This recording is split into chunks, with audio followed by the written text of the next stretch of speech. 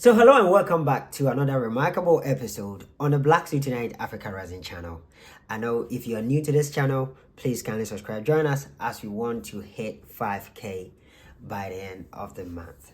My name is Bekwin Benadboa. Call me Ben Carson, and I bring you great news that is coming up from where we all, from this black color, come from, the continent of Africa. I've made series of videos about Burkina Faso's youngest and I think world's youngest leader, Captain Ibrahim Traore of Burkina Faso, the military ruler, and I've commended his effort and the things that he's doing, but I've also referenced the fact that I'm not for military rule in any part of the world. And since the people love him, and you can see it in the faces of the people, I mean, if faces could tell the truth, that the people love him. And so I do believe that if he turns into civilian rule and contests in that election with any political party, whether the existing ones or form a new one, he might likely be elected. But I think let's put the argument aside and see what he is doing as a leader, because it all boils down to your leadership and your government.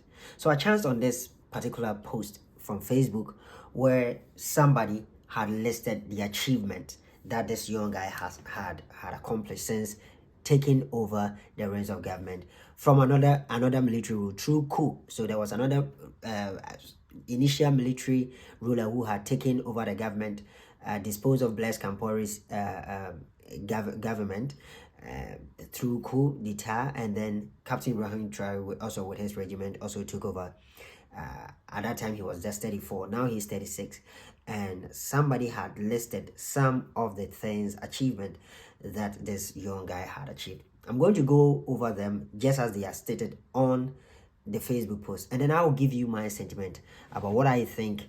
I'll tell you what I think, and also I'll go to the comment section to also read few, I think, in the interest of time, because I don't want to do this beyond 10 minutes. So if you are new to this channel, kindly subscribe. Join me. Let's take the ride and see what this Facebook post talked about Captain Traore. So this is how it goes. It says, in just 2 years of being president of Burkina Faso, Ibrahim Traore has done the following.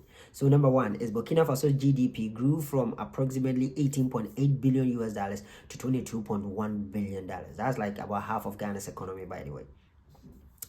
About 1/3, I think, yeah, of Ghana's economy, even though in terms of land mass we might be the same. But anyway, I think the fertility of our lands and all are not the same. Yeah, they are more in the desert. Point two is he has rejected loans from International Monetary Fund and the World Bank. He said Africa doesn't need a World Bank, IMF, Europe, and America. I think I've heard that in several speeches of his. But as to rejected, I don't think World Bank will come and chase you for that. But maybe he opted not to even go there for loan. I think that would be a proper framing of this particular. Point three, he reduced the salaries of ministers and parliamentarians by 30% and increased the salaries of civil servants by 50%. Oh, that's a big one. Point four, he paid off Burkina Faso's local debt. When you say local debt, which one do you mean? Treasury bills? I mean, okay, so anyway, that's point. So point five, he established 2 tomato processing plants, the first ever in Burkina Faso. I know Burkina Faso into this tomato business, so that's a good one. Industrialization, there you go. Manufacturing, adding value to our raw materials. In 2023, he inaugurated a state-of-the-art gold mine to enhance local processing capabilities. Gold mine is not the same as processing facilities, so maybe gold processing factory, I think. Well, anyway, by the way, I took this from Facebook. Anyway, he stopped the export of unrefined Burkina Faso gold to Europe. Okay. Okay, so I think that boils down to the point 6, that probably that was a gold refinery. So point 8, he built Burkina Faso's second cotton processing plant. Previously, the cotton had only one. Okay, the country had only one. Point 9, he opened the first ever national support center for artisanal cotton processing to assist local cotton farmers. Okay. Point 10, he banned the wearing of British legal works and gowns in local court and introduced traditional Burkinabe attire. Oh yeah, I think I made reference to that in my previous episode about him. He prioritized agriculture by distributing over 400 tractors, 339 tillers, 710 motor pumps, and 740 motorcycles to boost production and support rural stakeholders. Wow, that's big one. That's big one. And I think for the tractors, I also made I didn't talk much about it, but I did it. I think it was in a short on my channel, so you can, on this same channel, so you can go there and check it. So that is true. That is true. And I think this now, I read a post from Noir Press. Noir Press is an African press that talks mostly about the francophone countries, and I think they cited this, so there should be some truth to this Facebook post. I cannot academically support it, but I think, yeah, it's part of journalism. Some of these things can be seen through journalism, so who am I to argue? And since Noir Press have a very reputable news agency has also cited that, I don't think there's any room to argue. Point 12, he provided access to improved seeds and other farm inputs to maximize agricultural output. Excellent. Point 13, tomato production in Burkina Faso increased from 315,000 metric tons in 2022 to 360. Not so much improvement anyway. 360,000 metric tons in 2024. Okay.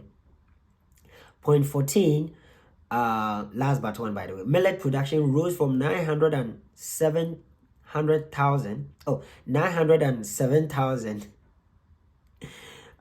metric tons in 2022 to 1.1 million metric tons in 2024.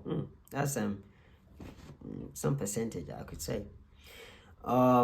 Rice production increased from 280,000 metric tons in 2022 to 326,000 metric tons in 2024. So that's a significant improvement. So these were the point that were listed, and like I said, I found reference also in Noir Press. Even for Noir Press, they also add about some health, some improvement and achievement in the health sector, where they've brought about these mobile clinics, chip compounds, about 12 of them establishing, brought, I think, ambulances, cold rooms to store pharmaceuticals and all.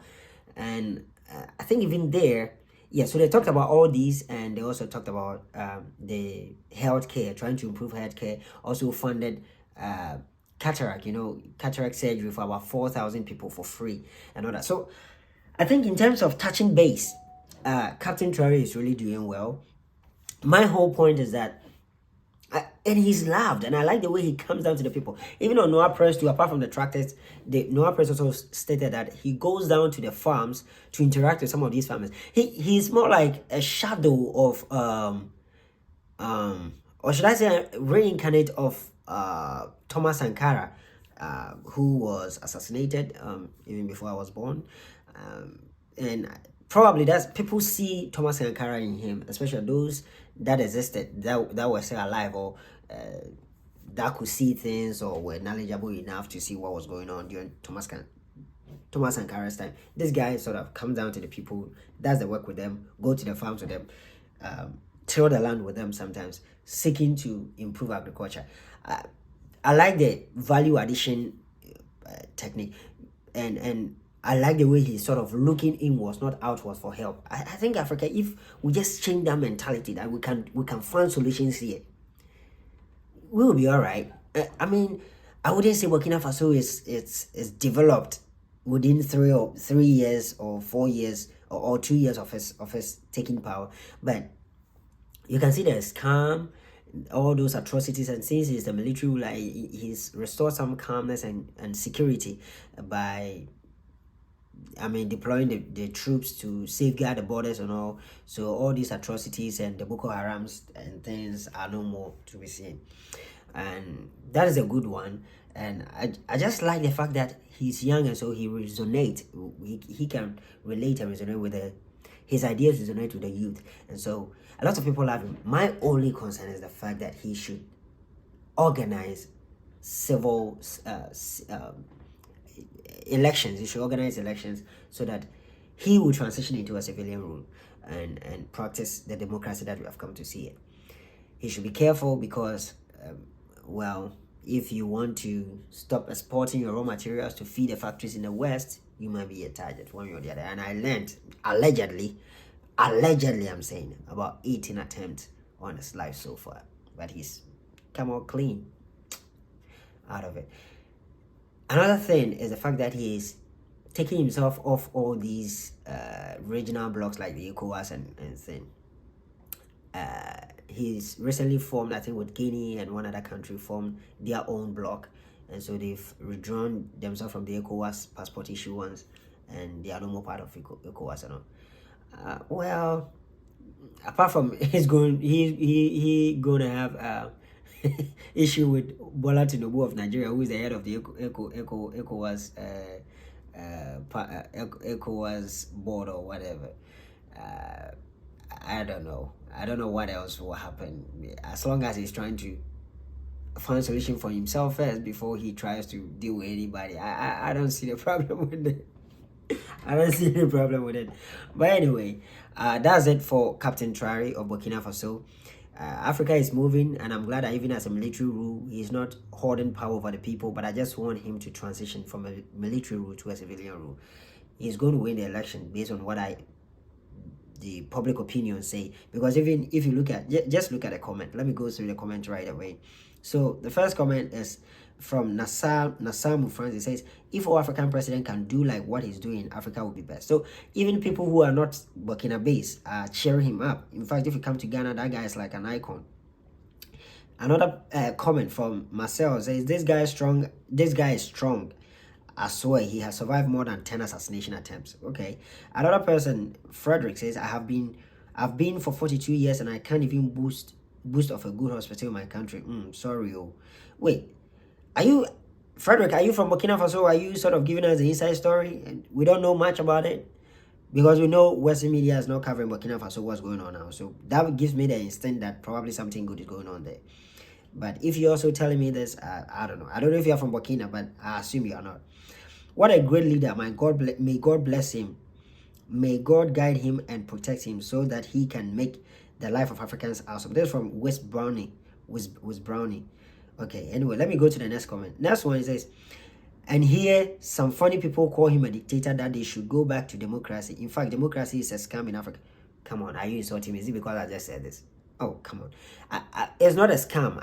I think he can still do better if you really have the good intention. You know, African leadership is all about the mentality. It's not about democracy. Because the stats are highly stacked against those who practice dictatorship. Because if you come to Africa, I feel like go to South Africa, it's democracy, they are doing well. Mauritius, it's not dictatorship, they are doing well, right? So statistically, the democracies are doing better.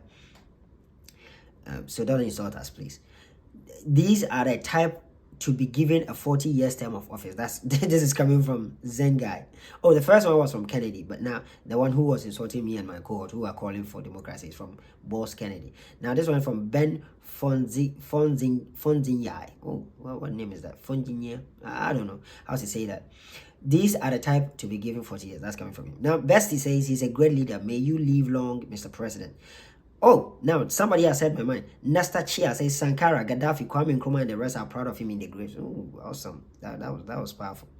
All right, now I think this should be the last one. For the sake of time, I think I'm doing more than 10 minutes now. This is coming from Menyonto. Dear Lord, let this and more be written about our nation in the nearest future. In Jesus' name. Now, this one is coming from Barry. We Cameroonians are seeing it like a dream. God, when? Cameroonians, go to your grandfather. I'm sorry, just go to your grandpapa. What's the name of your president again? Oh my goodness, that guy. Anyway, that guy want to die on the seat. Just leave him alone. When he die, you guys will be all right. So this is also coming from Nana Karime Espitega.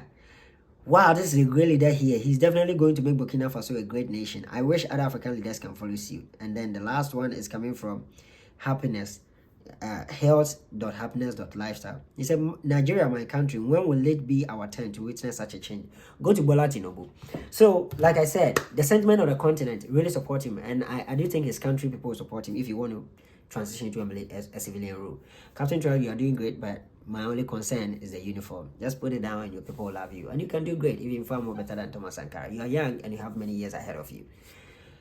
I mean, there is the Black Suit Tonight African Rising channel. Call me Ben Carson, and I just brought you what's going on the continent of Africa, straight from Burkina Faso. I think I've been doing Ghana a lot. This time around, we jump in. If you're new to the channel, kindly subscribe. Let's go to the channel, share this video, and let's tell you what is going on in Burkina Faso. Captain Traore, I salute.